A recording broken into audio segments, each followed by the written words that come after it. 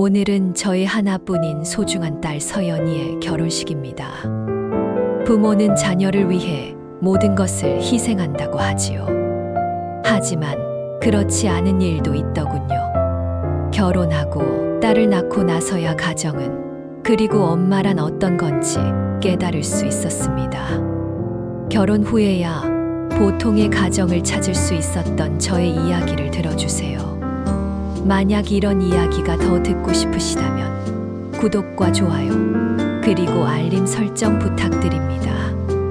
세상의 모든 이야기를 나누고 싶습니다.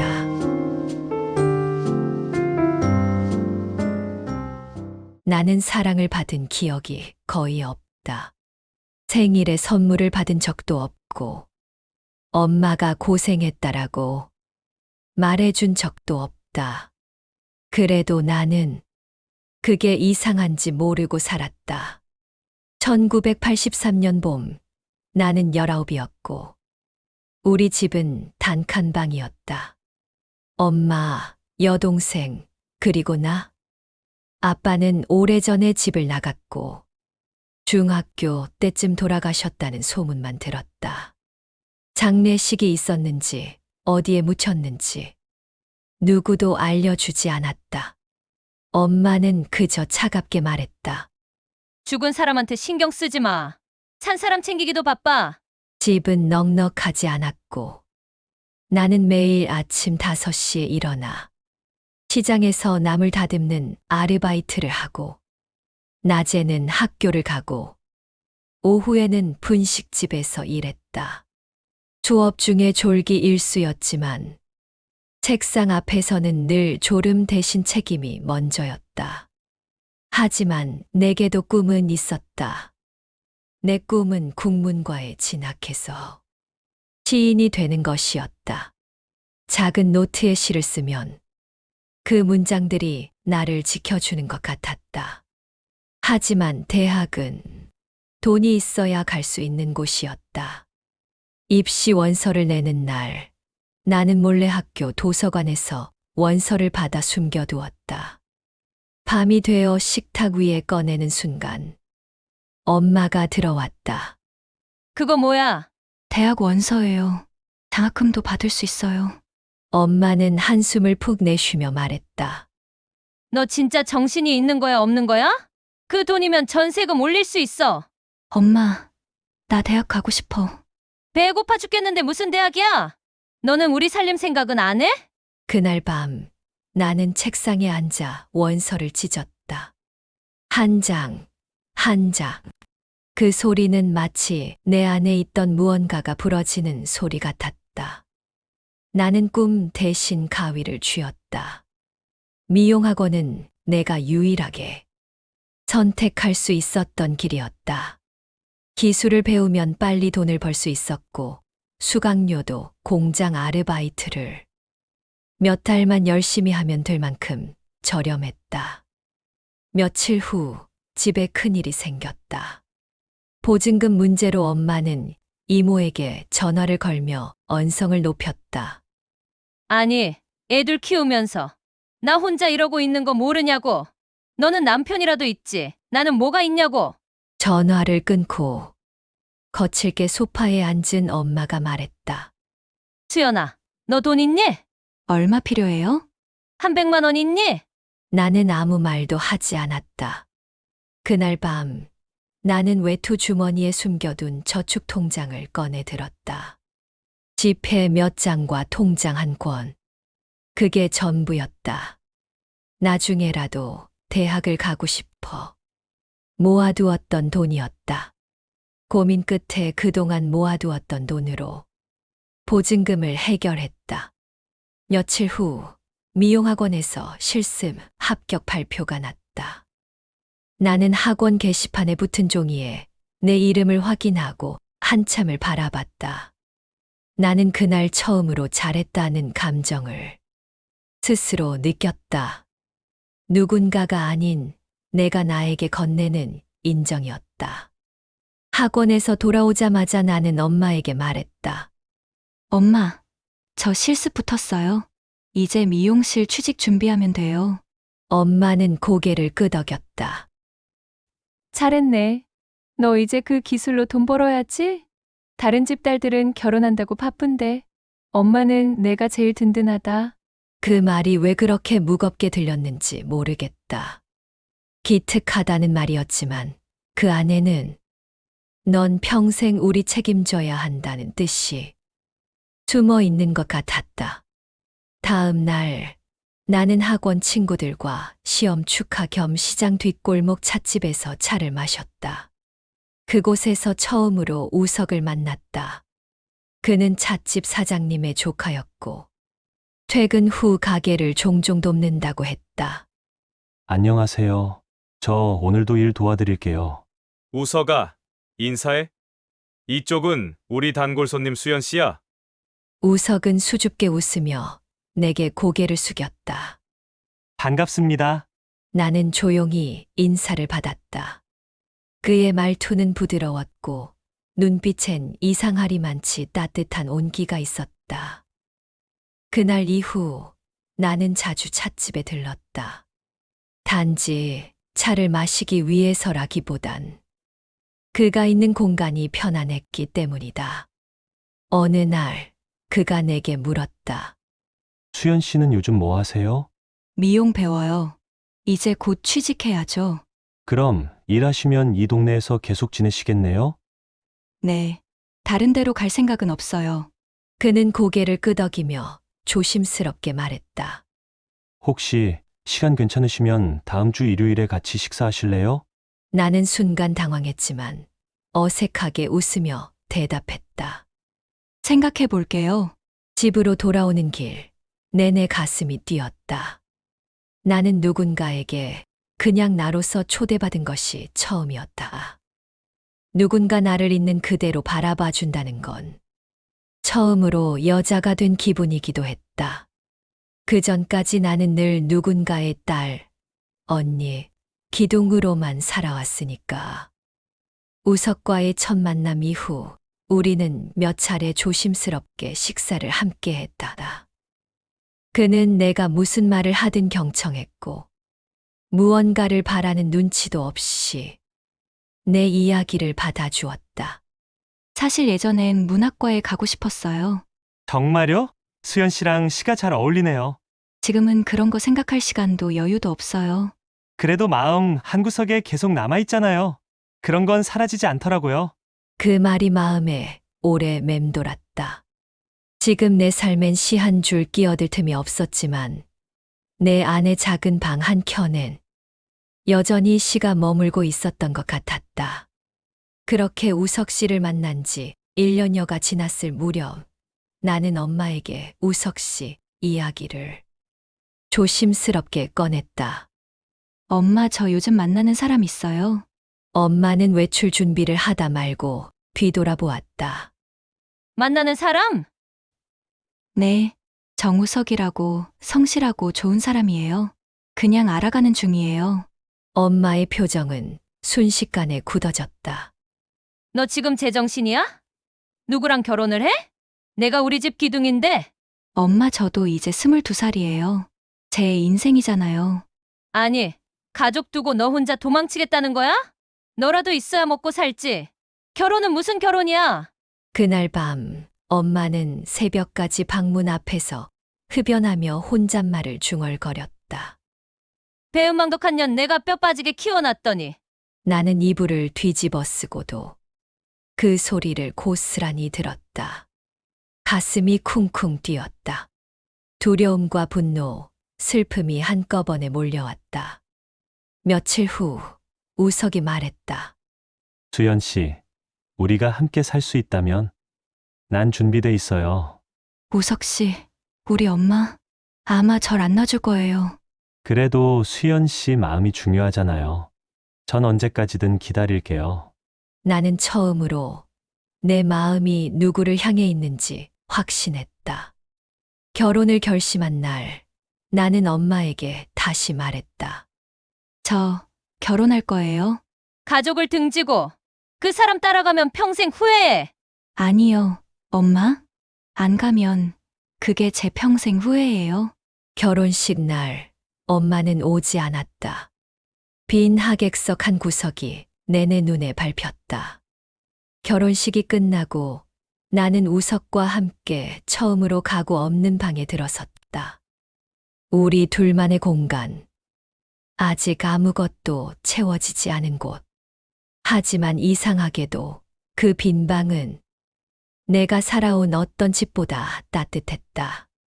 결혼해서 누군가 내 곁에 있어준다는 것이 내게는 너무나도 소중했다. 별것 아닌 일상 속에 지난 날의 상처가 아무는 것이 느껴졌다. 하지만 평온한 일상은 오래 가지 않았다. 결혼한 지 2달쯤 됐을 무렵 엄마가 불쑥 집에 찾아왔다. 오랫동안 보지 못한 얼굴이었지만 반가움보다는 불안이 먼저 들었다. 엄마, 무슨 일이에요? 수연아, 급하게 200만 원이 필요해. 미정이 일하는 공장이 망해서 월급을 못 받고 있어. 몇 달째 월세를 못 내서 이제 우리 모녀 쫓겨날 지경이야. 그걸 왜 지금 저한테 말씀하세요? 내가 말고 누가 있어? 너 말고는 나한테 돈 줄 사람도 믿을 사람도 없어. 엄마, 지금 저희도 모아둔 돈 없어요.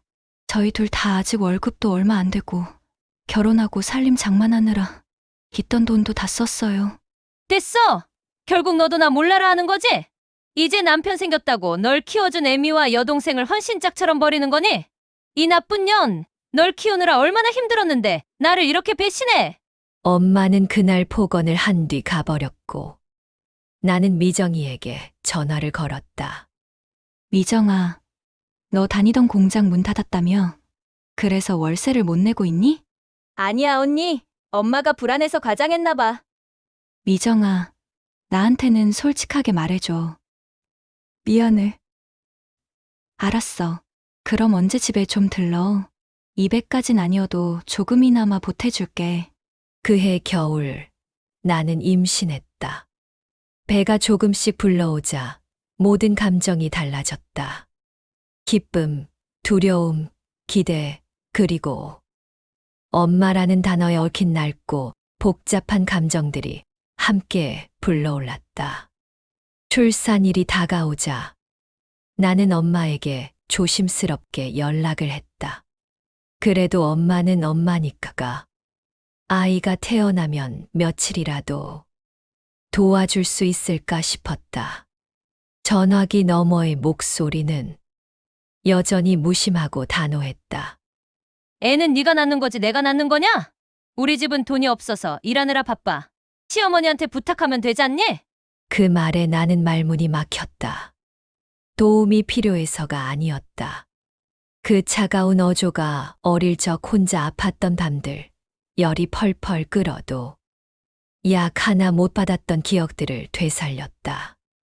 아이를 낳은 날, 고통 속에서도 가장 먼저 떠오른 건 엄마가 아닌 남편이었다. 그가 내 손을 꼭 쥐고 있었다. 세상의 누구보다 따뜻하고 부드러운 눈빛으로 나를 바라봤다. 여보, 잘했어. 우리 아기 정말 예뻐. 나는 흐느끼듯 웃었다. 이게 사랑이구나. 응, 우리가 함께 만든 기적이야. 아기를 품에 안은 순간 나는 인생 전체가 바뀌는 기분을 느꼈다. 작고 따뜻한 이 생명을 보며 한 번도 받아보지 못한 사랑이 내 가슴 깊은 곳에서 차오르는 것을 느꼈다. 아이를 품고 나는 비로소 내가 얼마나 결핍된 사람이었는지 알게 됐다. 그 공허를 말없이 감당하며 살아왔고 그 허기를 의무와 책임으로 덮어왔다는 걸. 하지만 지금은 내가 사랑받지 못했던 만큼 이 아이를 사랑해주고 싶었다. 봄이 찾아왔다. 아이도 어느덧 2개월이 되었고 나는 하루하루 아기의 숨소리와 함께 살아갔다. 젖을 물리며 조용히 라디오를 듣던 어느 날 우체통에서 낯선 편지 하나를 발견했다. 봉투를 열어보니 짧은 손글씨. 엄마였다. 수연아, 내가 날 얼마나 미워하는지 안다. 하지만 그럴 수밖에 없었다. 사정이 있었고 삶이 그랬다. 미정이 일하는 공장도 그만두게 됐고 나도 요즘 몸이 많이 안 좋다. 혹시 조금이라도 도와줄 수 있겠니? 나는 편지를 손에 쥐고 한참을 움직이지 못했다. 그 사람은 늘 이렇게 돌아온다. 절박한 얼굴로, 자식이라는 이름으로. 하지만 정작 내가 아플 때 나는 그 사람의 그림자도 볼 수 없었다. 그날 밤 남편은 내 얼굴을 오래 들여다보더니 말했다.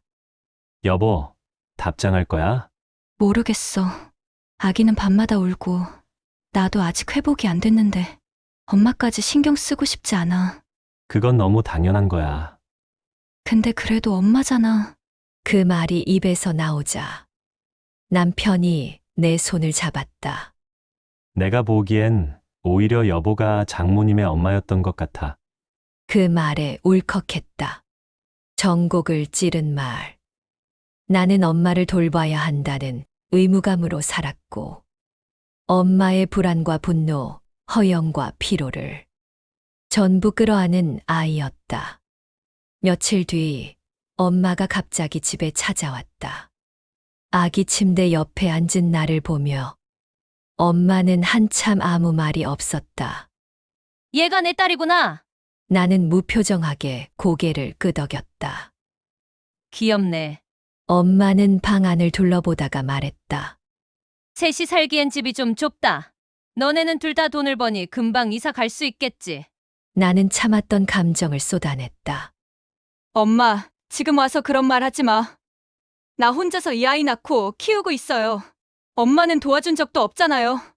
나도 사정이 있었어. 나도 있었어요. 나도 엄마 없이 컸고 지금도 엄마 없이 애 키우고 있다고요. 엄마는 조용히 입을 다물었다. 침묵 속에서 아기가 꼼지락거리며 잠에서 깼다. 나는 아기를 안아 조용히 달랬다. 그 모습에 엄마는 왠지 불편한 눈빛을 보였다. 엄마는 내가 엄마 자신이 아닌 다른 존재를 챙기는 것이 싫었던 걸까? 엄마는 며칠 후 다시 편지를 남기고 떠났다.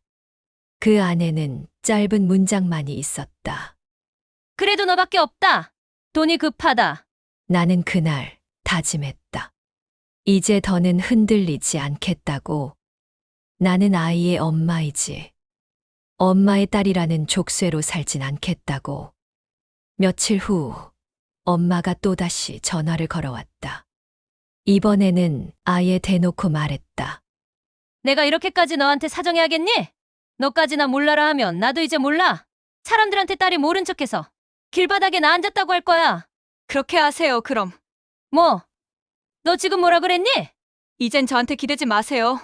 저는 제 가정을 지키기에도 벅차요. 엄마는 숨을 크게 들이마시며 잠시 말을 잃었다. 그리고 뒤이어 고함을 치듯 소리를 질렀다. 이 나쁜 년! 내가 이러려고 나를 버린 거지? 이 배은망덕한 년! 내가 얼마나 잘 사는지 한번 지켜보자. 이 천벌받을 기집애 같으니라고. 전화를 끊고도 손이 한참 떨렸다. 나는 울지 않았다. 대신 아기를 꼭 안고 조용히 속삭였다. 아가, 엄마가 진짜 엄마가 되어줄게. 넌 나처럼 살지 않을 거야. 그날 밤 남편은 나를 안으며 말했다. 여보, 고생했어. 이제 진짜 당신만의 삶을 시작해. 나는 알고 있다. 상처는 쉽게 아물지 않는다. 하지만 그 상처가 누군가에게 따뜻한 그늘이 될 수도 있다는 걸. 아이가 잠든 밤, 나는 조용히 불을 끄고 창밖을 바라본다. 달빛이 마당에 흩어지고 바람이 커튼을 스친다. 그리고 나는 내 안의 아이를 조용히 쓰다듬는다. 잘했어, 수연아. 이제는 너도 사랑받아도 돼. 사람이 변하는 데는 오랜 시간이 걸린다고 생각했었다. 하지만 어떤 변화는 한순간이었다. 누군가를 지켜야겠다고 결심하는 바로 그 순간, 더 이상 엄마의 보호자이기를 멈췄다. 여름의 끝자락, 아이가 돌을 맞았다. 돌잔치를 크게 할 여유는 없었지만 남편과 나는 조용하게 아이에게 미역국을 먹이고 작은 케이크를 준비했다. 남편이 말했다. 우리 서연이는 당신을 닮았어. 나는 웃으며 물었다. 어떤 면이? 가만 보면 순하고 조용하지만 고집이 있거든. 한 번 마음을 먹으면 집요한 구석이 있는 것 같아. 마치 연약하지만 강단이 있는 당신과 닮았어. 며칠 후 미정에게 전화가 왔다. 언니 엄마가 나한테 연락했어. 무슨 일인데? 지금 병원에 입원했대. 심장 쪽이 좀 안 좋대. 근데 병원비가 없다면서 나한테 부탁했어.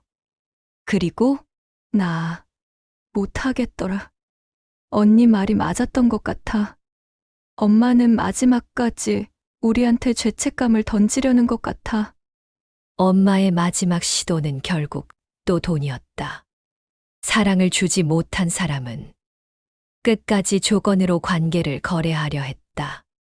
하지만 이젠 다르다. 나는 그 세계에서 나왔다.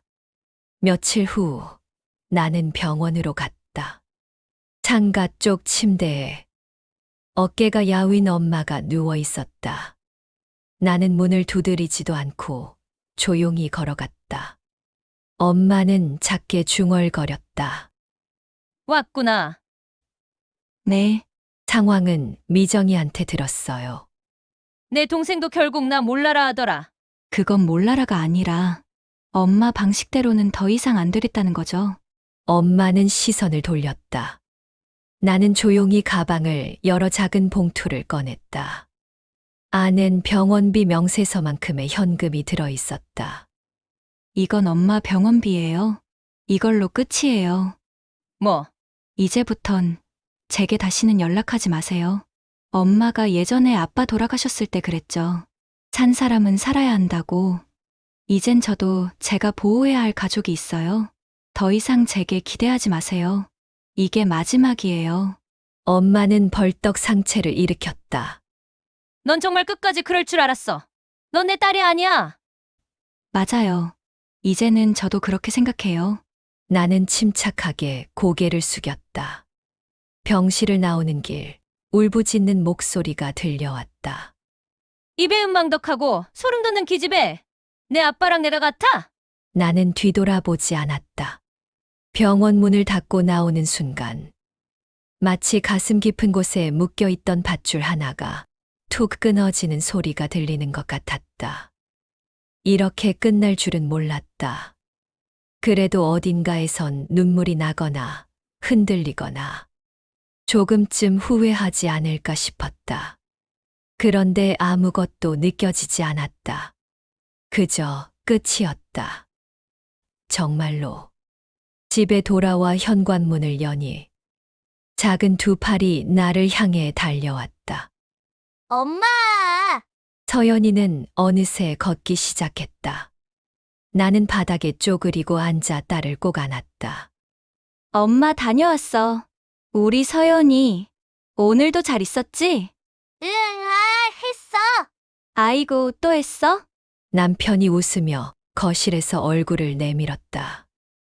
오늘은 2번이나 아빠가 기저귀 갈았지요. 나는 웃으며 딸의 머리를 쓰다듬었다.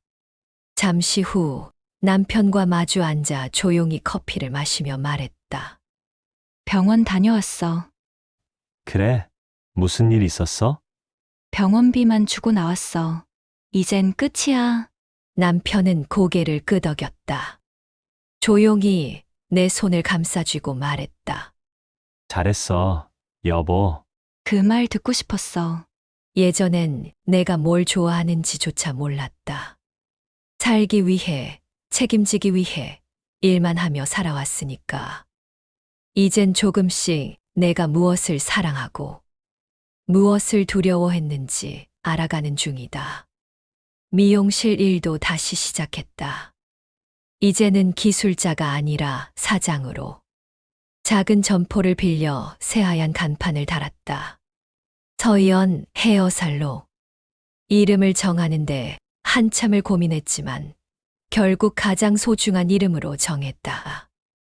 첫 손님이 오던 날 나는 처음으로 고객의 머리를 손질하며 온전히 내 삶을 살아가고 있다는 것을 실감했다.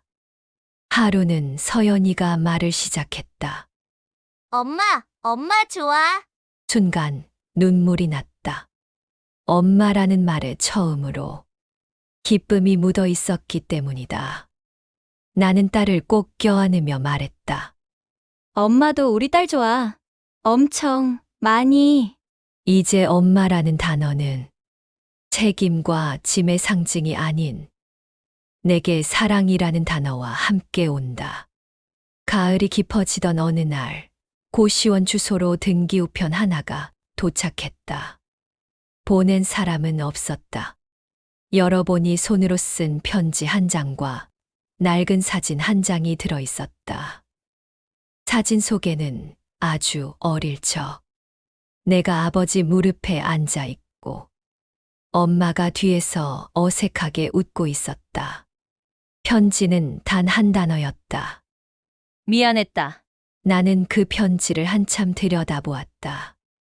그리고 조용히 찢지도 태우지도 않고 딸아이의 책장 가장 아래 칸 노란색 상자에 넣었다. 이제 그 사람은 내 인생의 페이지가 아니라 과거의 문장 하나로 남기로 했다. 나는 그 책장을 덮고 새로운 장을 열 준비가 됐다. 하루는 서연이가 말했다.